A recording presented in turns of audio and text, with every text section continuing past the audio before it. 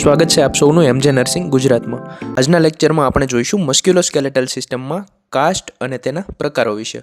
તો સૌપ્રથમ કાસ્ટની ડેફિનેશન જોઈએ કે કાસ્ટ એ ફ્રેક્ચર થયેલા અથવા ઇન્જર્ડ બોનને પ્રોટેક્શન, સપોર્ટ અને યોગ્ય પોઝિશનમાં રાખવા માટે વપરાય છે, કે જે બોનને ઇમમોબિલાઇઝ એટલે કે સ્થિર રાખે છે, જેથી ફ્રેક્ચર થયેલા ભાગે ઝડપથી હિલિંગ લાવી શકાય અને પેઇન પણ ઘટાડી શકાય.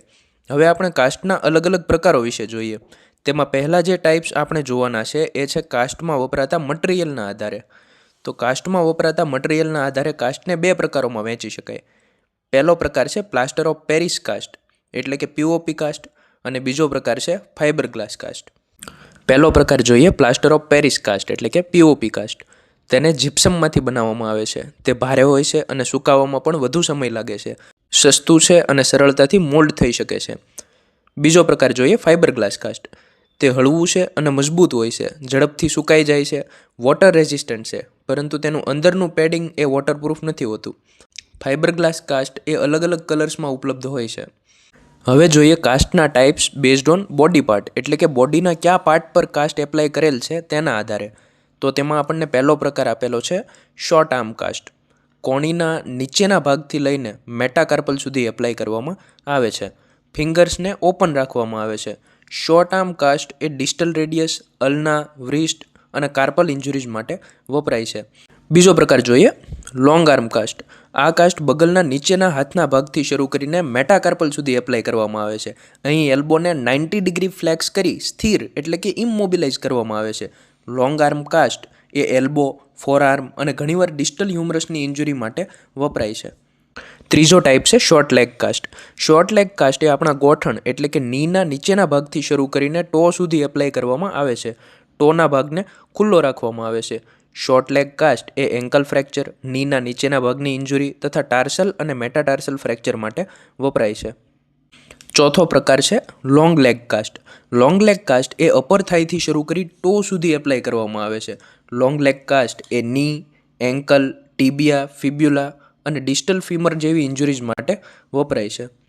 પાંચમો પ્રકાર જોઈએ સ્પાઇકા કાસ્ટ. સ્પાઇકા કાસ્ટમાં ટ્રંકનો ભાગ અને એક અથવા વધુ લિમ્બને કવર કરવામાં આવે છે, જેમાં આપણને મેઇન બે ટાઈપ જોવા મળે છે, હિપ સ્પાઇકા કાસ્ટ અને શોલ્ડર સ્પાઇકા કાસ્ટ. પહેલાં જોઈએ હિપ સ્પાઇકા કાસ્ટ કે જે મોસ્ટ કોમન ટાઈપ છે. હિપ સ્પાઇકા કાસ્ટમાં નિપલ લાઇનના ભાગેથી શરૂ કરીને કમ્પ્લીટ પેલ્વિસ કવર કરી નીચે એન્કલ સુધી લેગને કવર કરવામાં આવે છે. હિપ સ્પાઇકા કાસ્ટ એ ડેવલપમેન્ટલ ડિસ્પ્લેસિયા ઓફ હિપ, બાળકોમાં ફીમર ફ્રેક્ચર માટે વપરાય છે. બીજું છે શોલ્ડર સ્પાઇકા કાસ્ટ. શોલ્ડર સ્પાઇકામાં અપર ચેસ્ટ અને એક આર્મને શોલ્ડરથી વ્રિસ્ટ સુધી ફૂલ કવર કરવામાં આવે છે. તેનો ઉપયોગ પ્રોક્સિમલ હ્યુમરસ ફ્રેક્ચર અને શોલ્ડરના સ્ટેબિલાઇઝેશન માટે થાય છે. છઠ્ઠો પ્રકાર જોઈએ બોડી ટ્રંક અથવા જેકેટ કાસ્ટ, જેમાં અપર ચેસ્ટથી લઈને પેલ્વિસનો ઇલિયાક ક્રેસ્ટ સુધીનો ભાગ કવર કરવામાં આવે છે. તે સ્પાઇનલ ફ્રેક્ચર અને સ્પાઇનના સ્ટેબિલાઇઝેશન માટે વપરાય છે. સાતમો પ્રકાર જોઈએ સિલિન્ડર કાસ્ટ. અપર થાઈથી લઈને એન્કલના લેવલ સુધી એપ્લાય કરવામાં આવે છે, જે મોટે ભાગે પટેલર ડિસ્લોકેશન, ની લિગામેન્ટ ઇન્જુરીમાં વપરાય છે.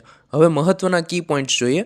કાસ્ટ એ બોન અને જોઇન્ટ્સને હિલિંગ માટે ઇમમોબિલાઇઝ કરે છે. કાસ્ટ એપ્લાય કરેલા ભાગનું ન્યુરોવાસ્ક્યુલર એસેસમેન્ટ એટલે કે નર્વ્સ અને વેસલ્સ બરાબર કામ કરે છે તે જોવું ખૂબ મહત્ત્વનું છે, જેમાં સર્ક્યુલેશન, સેન્સેશન અને મૂવમેન્ટ ચેક કરવાનું હોય છે.